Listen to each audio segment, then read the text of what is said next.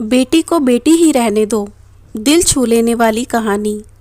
अमित शर्मा पिछले 5 सालों से अपने बड़े से मकान में अपनी बेटी के साथ हंसी खुशी रह रहे थे। उनकी उम्र अब 60 को पार कर चुकी थी और बेटी प्रिया अब 28 की होने को थी। उम्र को ध्यान में रखते हुए बेटी ने उनका सारा कामकाज अपने कंधों पर ले लिया था। प्रिया अपने हर काम में बहुत अच्छी थी। जितने अच्छे से वो अपने पापा, घर और उनके कारोबार का ध्यान रखती थी, कोई और शायद ही रख पाता। अगर अमित जी को कोई बेटा होता तो वो भी नहीं। इन बाप बेटी का रिश्ता बहुत ही प्यारा था। बिना बाबा के प्रिया को नहीं चलता और बिना प्रिया के उसके बाप का किसी काम में मन नहीं लगता। कभी कभी ऐसा लगता जैसे अमित जी प्रिया के बाप नहीं, उसके बेटे हैं। प्रिया की हरकतें ही कुछ ऐसी थी। बाबा को सुबह जल्दी उठकर जबरदस्ती वॉकिंग के लिए भेजना हो, या छोटे बच्चों को जैसे दवाइयाँ पिलाते हैं वैसे ही पापा की दवाइयाँ उन्हें खिलानी हो। प्रिया का बर्ताव अपने बाबा के साथ बिल्कुल वैसा ही था जैसे किसी माँ का अपने बच्चे के साथ होता है। प्रिया के बाबा भी कुछ कम नहीं थे। जब जब प्रिया उन्हें दवाई खाने के लिए देती तो आधी दवाई खाते और आधी छुपा लेते, लेकिन प्रिया की नज़रों से बच नहीं पाते। फिर वो उनके सामने खड़ी होकर सारी दवाइयाँ उन्हें ज़बरदस्ती खिलाती। रात को प्रिया के सोने के बाद चुपके से किचन में जाकर फ्रिज से मिठाई चुरा कर खाना। बाबा की ऐसी शरारतें भी प्रिया पकड़ लेती थी। पकड़े जाने पर बाबा पानी पीने का बहाना करते, लेकिन प्रिया उनको समझाती कि मिठाइयाँ आपके लिए हानिकारक है। बाबा को याद दिलाती कि पिछली बार उनका शुगर लेवल कितना बढ़ गया था।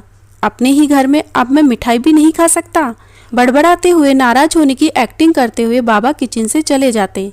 फिर प्रिया उन्हें मनाने के लिए एक मिठाई का टुकड़ा पापा के पास लेकर जाती और फिर वो दोनों से आधा आधा बांटकर खाते। दोनों के चेहरे पर बड़ी स्माइल आ जाती।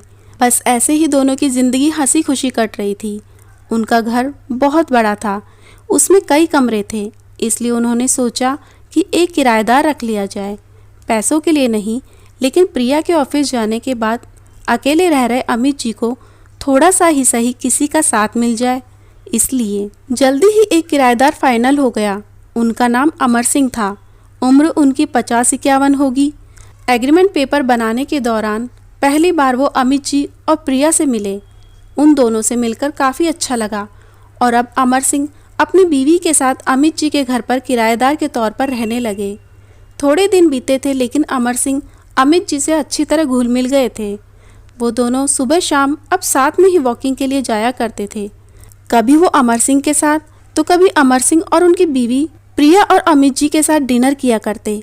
एक सुबह जॉगिंग के दौरान अमर सिंह ने कहा कि आप और प्रिया अकेले ही रहते हैं, आपको तो काफ़ी कुछ मैनेज करना पड़ता होगा। आप कैसे सब इतने अच्छे से संभाल लेते हैं? अजी मैनेज क्या करना है, मेरी होशियार बेटी के लिए ये कुछ भी नहीं है। प्रिया सब इतने अच्छे से संभाल लेती है कि मुझे किसी बात की कोई चिंता ही नहीं है। अमित जी ने मुस्कुराते हुए कहा, हाँ वो तो ठीक है, लेकिन जब प्रिया ससुराल चली जाएगी तब आपके लिए ये सब मैनेज करना बड़ा मुश्किल हो जाएगा। आपका कोई बेटा भी तो नहीं है और आप अकेले ही इतने बड़े घर में रहते हैं। अमर सिंह ने अपना विचार बताते हुए कहा। अमित जी के चेहरे के हाव भाव बदल गए। वो अमर सिंह से कुछ कहना चाहते थे, लेकिन नहीं कहा और बात बदलने के लिए उनसे पूछा, खैर वो सब जाने दीजिए, आपके कितने बच्चे हैं? अमर सिंह ने छाती चौड़ी करते हुए कहा, मेरे 2 बच्चे हैं, दोनों ही लड़के हैं और दोनों ही अमेरिका में रहते हैं। अमित जी को लगा जैसे अमर सिंह उन्हें ताना मार रहे हो, लेकिन फिर भी उन्होंने कुछ नहीं कहा और वो जॉगिंग करके अपने घर लौट आए। कुछ दिन बीते, अमित जी ने अमर सिंह को अपने साथ खाने के लिए बुलाया, क्योंकि अमर सिंह की पत्नी किसी काम से बाहर गई थी और वो अकेले थे। अमर सिंह, अमित जी और प्रिया डाइनिंग टेबल पर बैठकर खाना खा रहे थे। पहला निवाला खाते हैं अमर सिंह ने खाने की तारीफ करते हुए कहा, प्रिया बेटा तुमने आज खाना बहुत अच्छा बनाया है।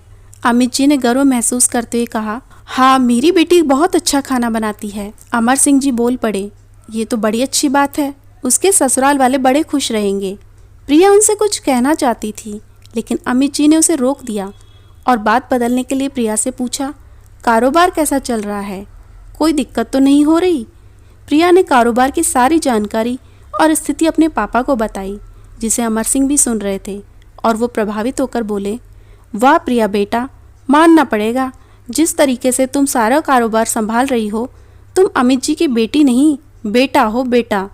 अब अमित जी से ना रहा गया। उन्होंने कहा, पता नहीं क्यों आप सभी लोग बेटी को बेटे के साथ कंपेयर करते हो।